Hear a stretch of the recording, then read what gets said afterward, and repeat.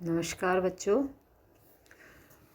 मैं doctor Vandana Chaudhary, home science associate professor से आचार्य।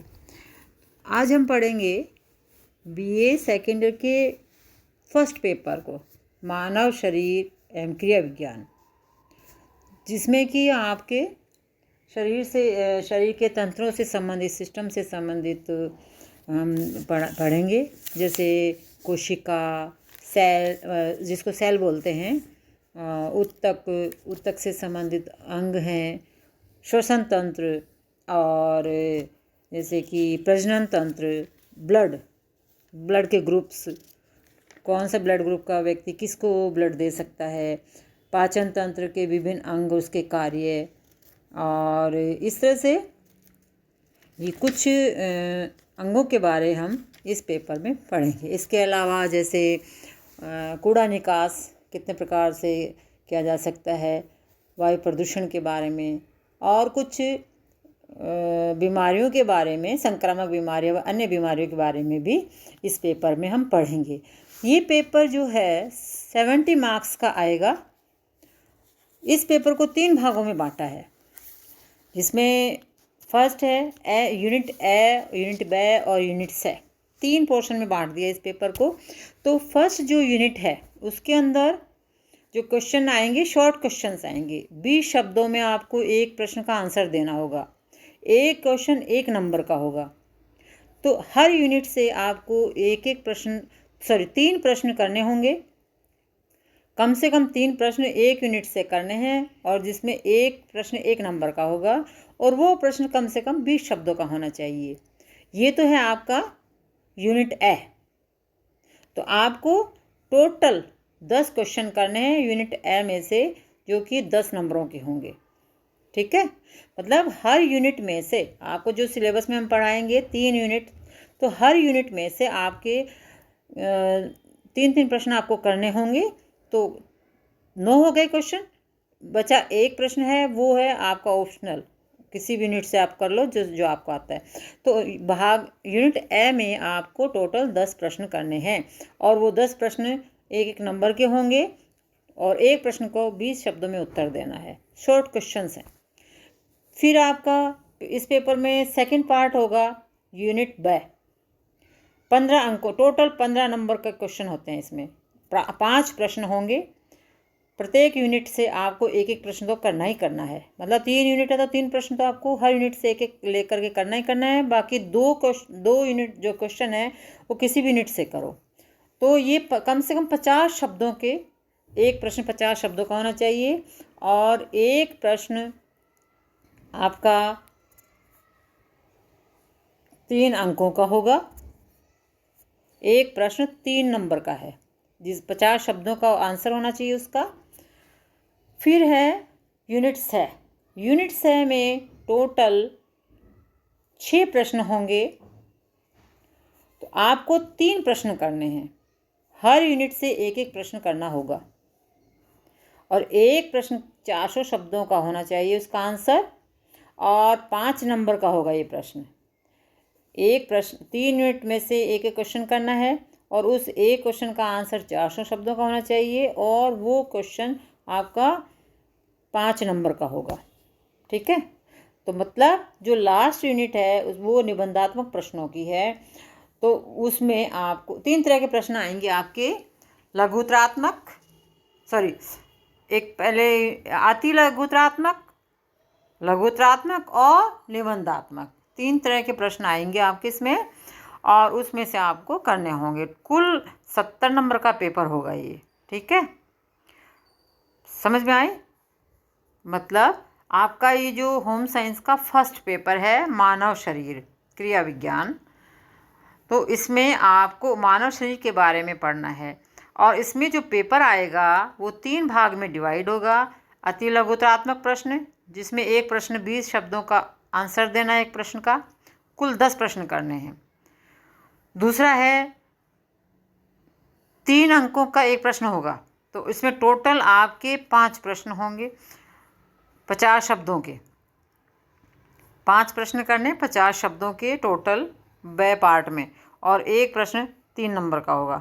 ठीक है, थर्ड जो पोर्शन होगा पेपर का, उसमें कुल 6 प्रश्न होंगे, जिसमें से 3 प्रश्न आपको करने हैं और एक क्वेश्चन आपका 5 नंबर का होगा और वो 400 शब्दों में उसका उत्तर देना होगा। आपको 400 शब्दों में उसका आंसर देना है और कुल 3 प्रश्न करने होंगे तीसरे पार्ट में। मतलब हर यूनिट में से आपको एक एक बड़ा प्रश्न करना है।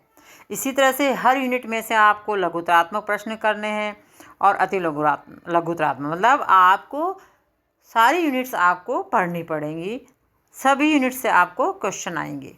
ठीक है, तो आज हम सबसे पहले पढ़ेंगे मानव शरीर की सबसे लघु इकाई और आवश्यक इकाई जिससे हमारा शरीर बना हुआ है, जिसको आप लोगों ने 10th क्लास में पढ़ा भी है, उसके बारे में छोटी क्लासेस में आपने उसके बारे में बहुत पढ़ा है।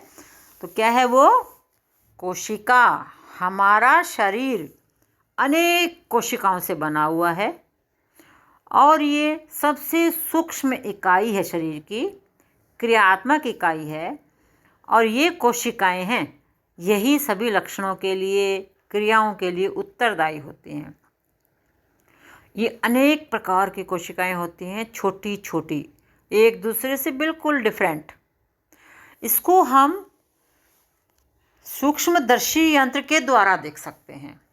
मतलब शरीर की सबसे छोटी इकाई, सबसे लघु इकाई, जिसको हम कोशिका बोलते हैं, सेल, और उसको हम सूक्ष्मदर्शी यंत्र से ही देख सकते हैं। हमारा प्रत्येक अंग जो है शरीर का, वो कोशिकाओं से बना हुआ है और इन कोशिकाओं पर ही हमारे शरीर की क्रियाएं डिपेंड करती हैं, इन कोशिकाओं पर ही लक्षण डिपेंड करते हैं, निर्भर करते हैं। और इन कोशिकाओं के बारे में हम आगे पढ़ेंगे।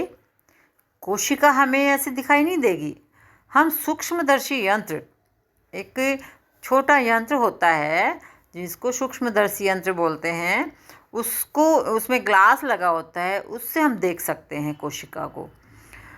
ध्यानपूर्वक जब देखेंगे तो कोशिका में हमें मुख्य संरचनाएं जो दिखाई देंगी वो 3 तरह की दिखाई देती हैं। जैसे कोशिका झिल्ली, कोशिका झिल्ली जिसको सेल मेम्ब्रेन बोलते हैं, सबसे बाहर की जो परत दिखाई देगी वो होती है कोशिका झिल्ली। दूसरा है कोशिका द्रव्य, तरल पदार्थ भरा होता है कोशिका में, उसको बोलते हैं कोशिका द्रव्य, मतलब कोशिका के नाम पर ही है सारे। तीसरा जो सबसे अंदर का पार्ट होता है, मुख्य पार्ट जिसको बोलते हैं केंद्र में, तो उसको आप न्यूक्लियस भी कह सकते हो और नाभिक या केंद्रक भी बोल सकते हो।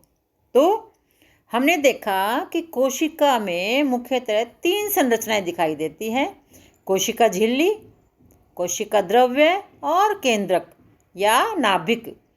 कोशिका झिल्ली को बोलते हैं सेल मेम्ब्रेन, ये बाह्य आवरण होता है जो कि कोशिका को पूरी तरह से ढक के रखता है।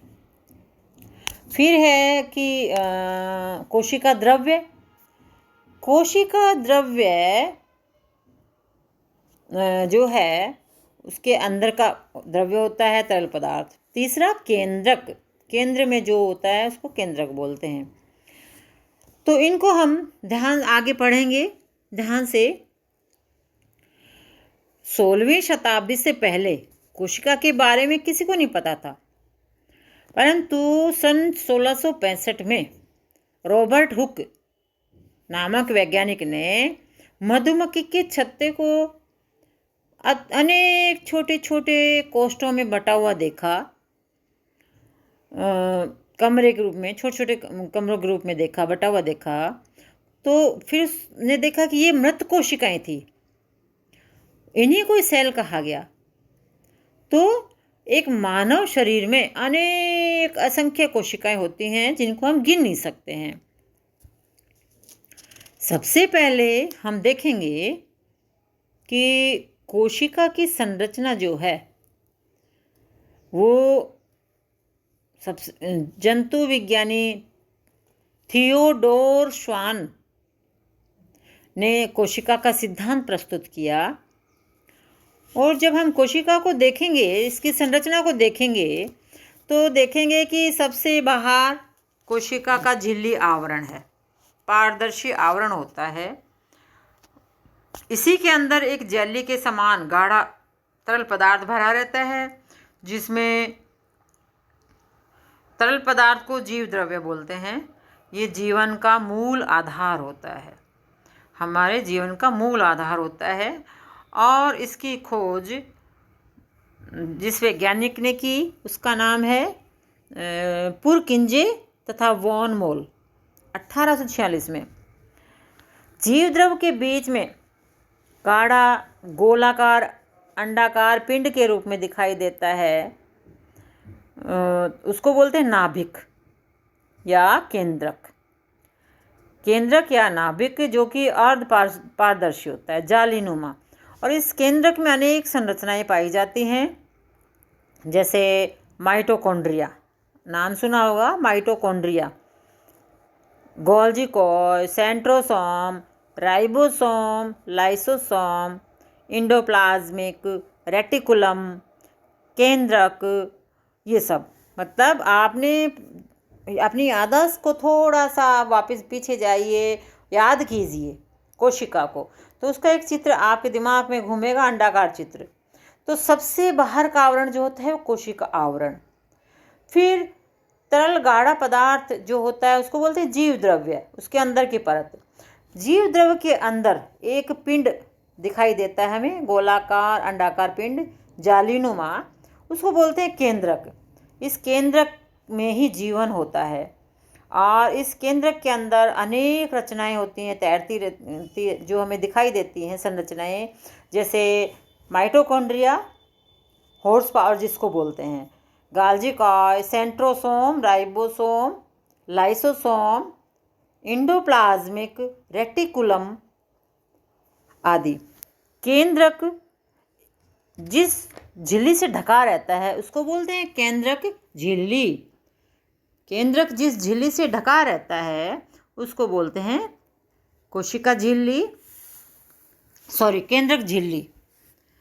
तो सबसे बाहर होती है कोशिका झिल्ली, उसके अंदर कोशिका द्रव्य, द्रव्य के अंदर सेंट्रोसोम, गाल्जी कॉय, केंद्रक ये आपके क्रोमोसोम, लाइसोसोम, माइटोकॉन्ड्रिया, राइबोसोम, रिक्तिका, ये सब उस द्रव्य में घूमते रहते हैं, उसी के अंदर होते हैं। और बीचों बीच एक अंडाकार जो आकृति होती है उसको बोलते हैं केंद्रक। क्या बोलते हैं? केंद्रक। जो बीच में जो अंडाकार आकृति होती है उसको बोलते हैं केंद्रक। और ये केंद्रक ये जो मेन जो है इसी में जीवन होता है और ये हमारे लिए बहुत इम्पोर्टेंट होता है। तो ये हमने अभी तक देखी कोशिका संरचना। तो सभी जीवों का शरीर एक या अनेक कोशिकाओं का बना होता है। कोशिका शरीर की एक क्रियात्मक इकाई है, संरचनात्मक इकाई है। ये सभी जीवों की जैविक क्रियाओं की मूलभूत इकाई है। कोशिका में ही आनुवंशिक इकाई गुण पाए जाते हैं, पदार्थ पाए जाते हैं। नई कोशिका का निर्माण जो पहले से कोशिकाएं उपस्थित हैं उनके विभाजन से होता है। मतलब नई कोशिकाएं पहली कोशिकाओं के विभाजन से ही बनती हैं। जब हम कोशिका संरचना देखते हैं तो देखेंगे कि ये सूक्ष्म इकाई महीन झिल्ली से ढकी होती है, प्लाज्मा झिल्ली कहते हैं जिसको। मतलब कोशिका भी एक झिल्ली से ढकी होती है, उसको बोलते हैं प्लाज्मा झिल्ली। फिर है सेल मेम्ब्रेन, कोशिका झिल्ली, ये एक रक्षात्मक आवरण होता है।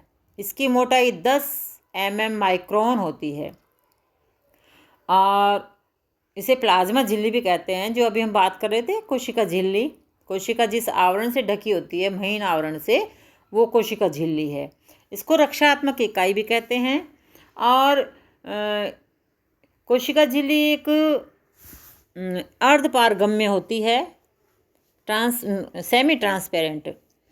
इसमें 50% लिपिड होता है, वसा, फास्फोलिपिड, कोलेस्ट्रॉल होता है, 50% प्रोटीन होता है, मतलब 50% प्रोटीन और 50% कोलेस्ट्रॉल होता है इसके अंदर। और बाहर की तरफ कोशिका झिल्ली के अनेक उभार दिखाई देते हैं जिनको माइक्रोविलाई कहते हैं। अब ये है कि कोशिका झिल्ली का क्या काम है।